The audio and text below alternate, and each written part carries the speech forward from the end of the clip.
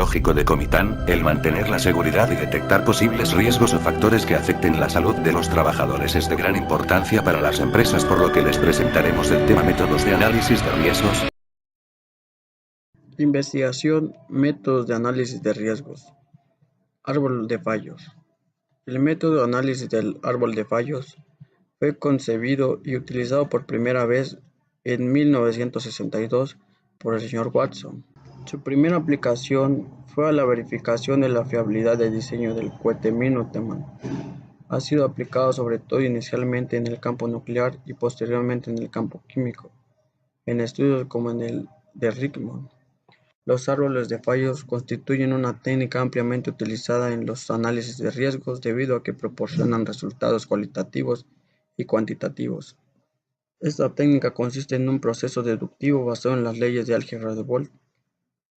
Permite determinar la expresión de sucesos complejos estudiados en función de los fallos básicos de los elementos que intervienen en él y calcular su probabilidad. También consiste en descomponer sistemáticamente un suceso complejo denominado suceso top en sucesos intermedios hasta llegar a sucesos básicos para los cuales se puede calcular la probabilidad de fallos. Descripción del método. Se trata de un método deductivo de análisis que parte de la previa selección de un suceso no deseado o evento que se pretende evitar, sea un accidente de gran magnitud, como por ejemplo una explosión, fuga o derrame. Metodología. El primer paso consiste en identificar el suceso no deseado o suceso top que ocupará la cúspide de la estructura gráfica representativa del árbol. De la definición clara y precisa del top depende todo el desarrollo del árbol. Con este top se establece en la forma sistemática todas las causas inmediatas que contribuyen a su ocurrencia, definiendo así los sucesos intermedios unidos a través de las puertas lógicas. El proceso de descomposición de un suceso intermedio se repite sucesivas veces hasta llegar a los sucesos básicos o componentes del árbol. La cuantificación se reduce a la lógica del árbol hasta obtener las combinaciones mínimas de sucesos primarios cuya ocurrencia simultánea garantiza la ocurrencia del propio top. Cada una de estas combinaciones, también llamados conjuntos mínimos de fallos (minimal cut set), corresponde a la intersección lógica en el álgebra de Boole de varios sucesos elementales. Como por hipótesis de los árboles de fallos, se supone que los sucesos básicos son mutuamente independientes. La probabilidad de un conjunto mínimo de fallos viene dada por el producto de las probabilidades de sucesos elementales que los componen. Símbolos utilizados para la representación del árbol de fallos. Para la representación gráfica de los árboles de fallos y con el fin de normalizar y universalizar la representación, se han elegido ciertos símbolos que se presentan en esta imagen.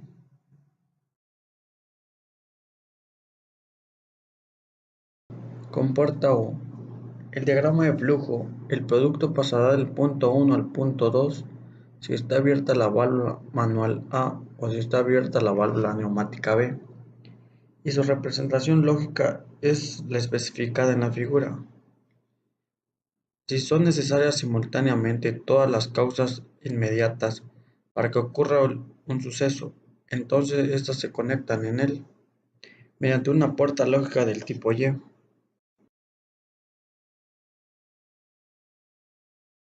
Comporta Y.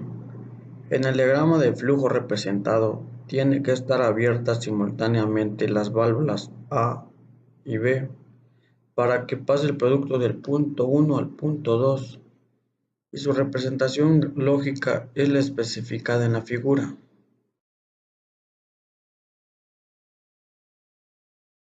La explotación de un árbol de fallos puede limitarse a un tratamiento cualitativo o acceder a un segundo nivel de análisis a través de la cuantificación cuando existen fuentes de datos relativas a las tasas de fallos de los distintos componentes.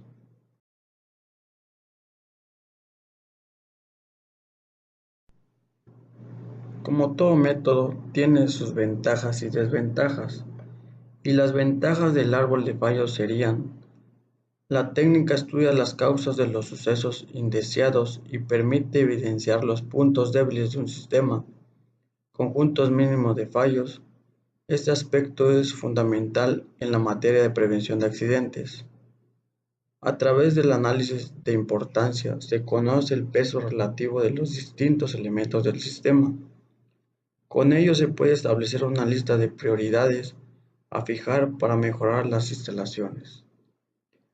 Es un método para conocer a fondo un sistema. Todo método tiene sus desventajas, y la desventaja del árbol de fallos es que solo ofrece una orientación en cuanto a frecuencia de ocurrencia de sucesos, basado en el número de causas necesarias para su ocurrencia. Método SCRA es una metodología de análisis de causa utilizada habitualmente para la resolución de problemas triviales en el ámbito de la calidad, que puede ser utilizada para el análisis de causa de accidentes e incidentes de consecuencias leves o moderadas y potencial en la misma magnitud y en los que el suceso no tiene gran complejidad, así como podemos observar en las pequeñas ilustraciones. El análisis se basa en los siguientes pasos: síntoma, causa, remedio, acción. Nos encontramos en el proceso. El primer punto es síntoma. Como primer paso, se deberá notar el accidente, posteriormente incidente ocurrido y los hechos. Para ello daremos respuesta a las siguientes interrogantes: ¿qué, quién, dónde, cuándo y cómo surgió? Causa. El segundo paso son las causas del accidente e incidente. Dicho análisis se basa en, comenzando por el accidente, preguntándose hasta 5 veces por qué. A cada paso la respuesta se convierte en consecuencia y su por qué sería la causa o antecedente. La causa real suele manifestarse en el nivel de la quinta causa, así como podemos observar en el siguiente gráfico.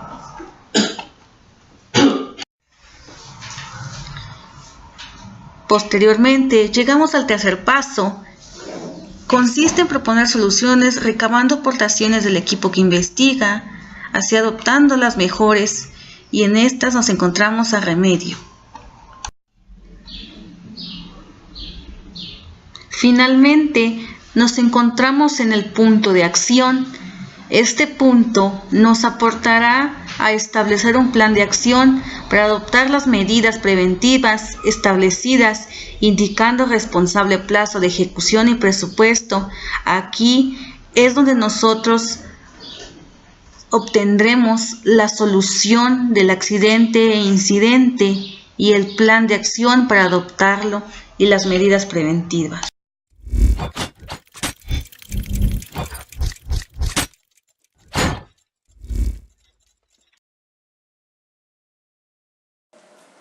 Les hablaré del método IPER.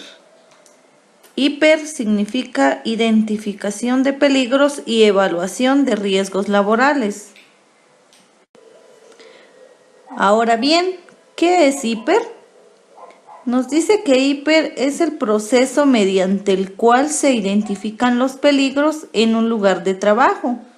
Se evalúan los riesgos y que estos pueden generar para finalmente poder establecer mecanismos de control para prevenir y minimizar los riesgos al máximo. Es necesario que todo trabajador conozca los riesgos a los que está expuesto. Decimos también que el esquema IPER es un método basado en un conjunto de reglas, estándares enlazados entre sí, de tal forma que nos permite identificar los peligros, evaluarlos, controlarlos, monitorearlos y sobre todo comunicar a todos los trabajadores o asociados que están o que laboran en una actividad o proceso.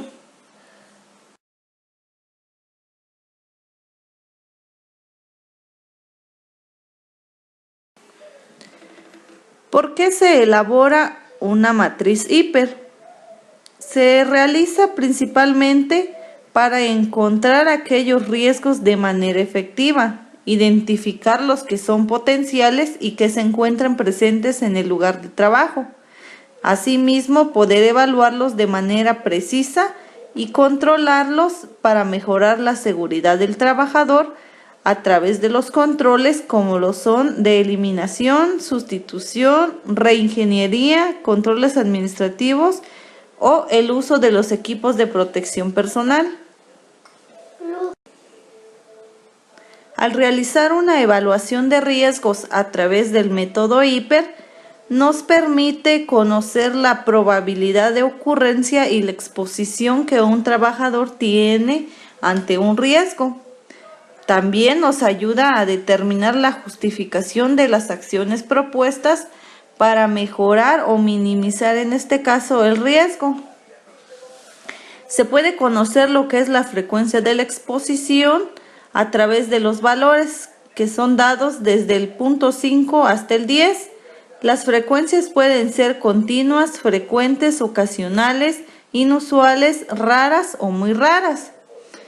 Dentro del valor de riesgo encontramos que puede ser mayor a 200.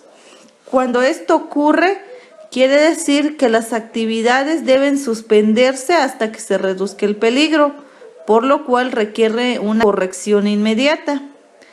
Cuando se encuentra en un rango del 200 al 90, es urgente, por lo cual requiere atención lo más antes posible.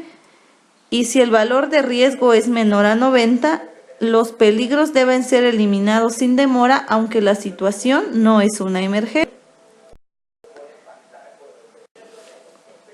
Al elaborar una matriz hiper es necesario tomar en cuenta las tareas o las actividades que se realizan, los peligros y los riesgos, así como también las medidas de control que se tomarán para evaluar estos riesgos.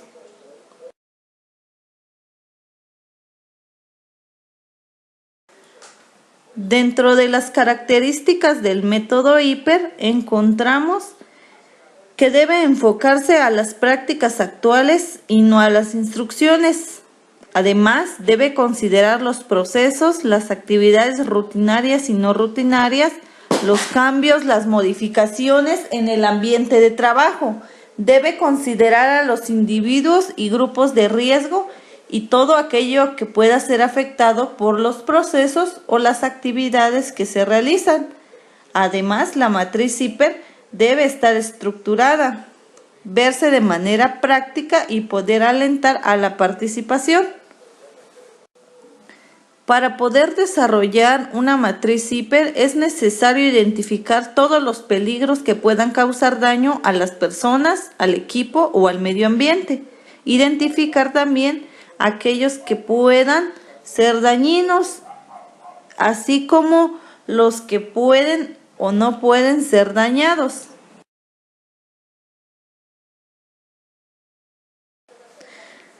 Los pasos para elaborar una matriz hiper son los siguientes.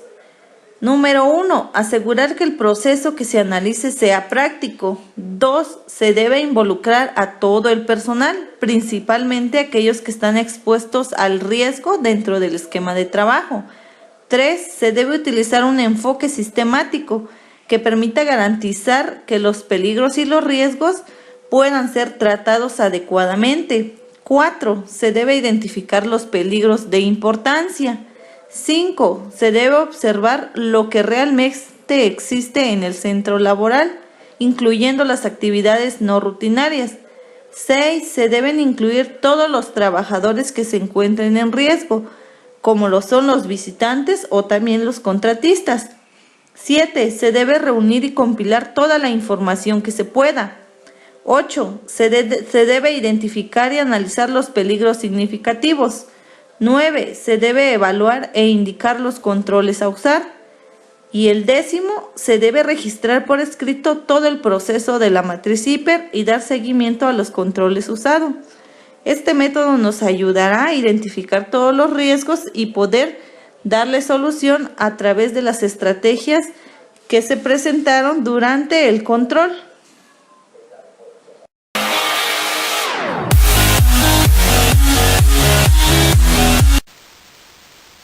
mapa de riesgos.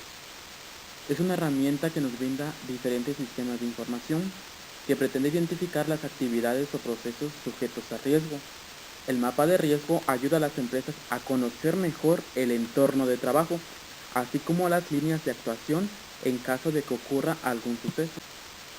Dentro de los beneficios de esto encontramos que se pueden identificar las amenazas y oportunidades de la organización, así como también medir la importancia de cada riesgo, informar también en cada momento el nivel de riesgo que asume la organización, se da a conocer a la organización y a su entorno los riesgos que la afectan y permiten comparar los riesgos entre sí respecto al global de otras empresas.